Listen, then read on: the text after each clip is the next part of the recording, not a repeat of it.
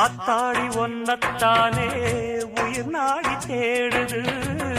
காவேரி எங்கே போகும் கடல் வந்து கூடுது.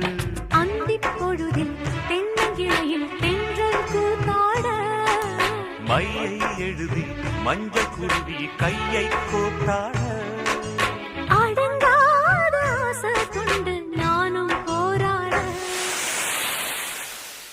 உனக்கென பிறந்தவ ரெக்க கட்டி பறந்தவ இவதான். என விட உனக்கு இங்கு மனசுக்கு பிடிச்சவ எவதான். ஊரையெல்லாம் இவதானே கூ